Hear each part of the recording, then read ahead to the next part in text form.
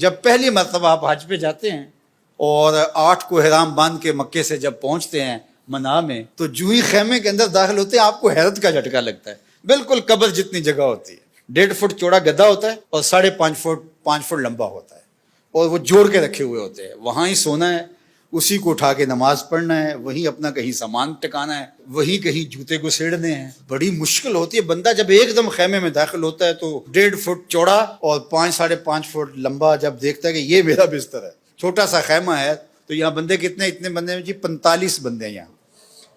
اور وہاں تو پھر جب کروٹ بھی بدلتے ہیں تو دوسرے کے اوپر گرتے ہیں، پاؤں دوسرے کے سر پہ ہوتے ہیں اور ادھر والے کے پاؤں آپ کے سر پہ ہوتے ہیں. اور وہاں آپ نے کتنے دن کاٹنے ہوتے ہیں، اور وہ کتنا مشکل ہوتا ہے. پھر واش روم میں جو لائن لگی ہوتی ہے تو وہ کتنا مشکل مرحلہ ہوتا ہے.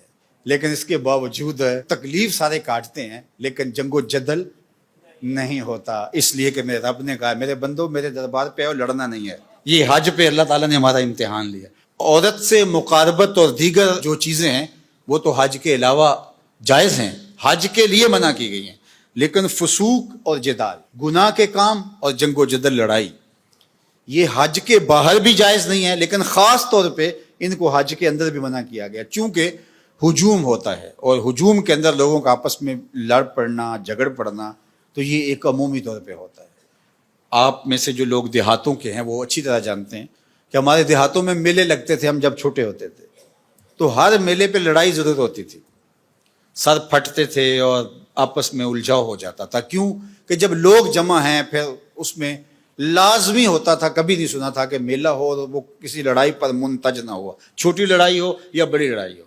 کیوں؟ اس لیے کہ لوگ اتنے زیادہ ہوتے ہیں تو لڑائیاں ہوتی ہیں. اللہ اکبر. تو حج 40 لاکھ لوگوں کا اجتماع ہوتا ہے، کوئی لڑائی نہیں ہوتی. یہ کوئی چھوٹی بات تو نہیں ہے نا، یہ اسلام کی سچائی ہے. لوگ برداشت کرتے ہیں، راستہ دیتے ہیں. اللہ اکبر.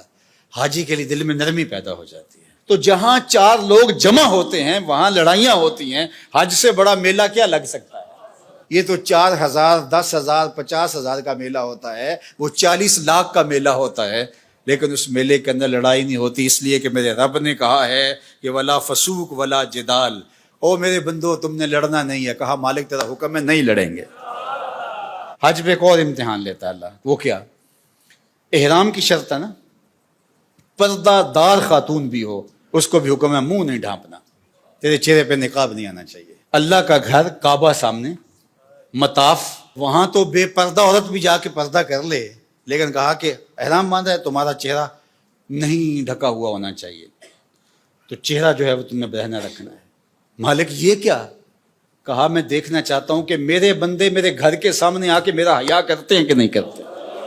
یہی تو دیکھنا چاہتا ہوں، ان کی آنکھوں میں شرم آتی ہے کہ نہیں آتی.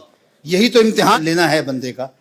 اور وہاں مجال ہے کہ کوئی کسی کی آنکھوں میں آوارگی آ جائے، کسی کی آنکھوں کے اندر بدکاری آ جائے.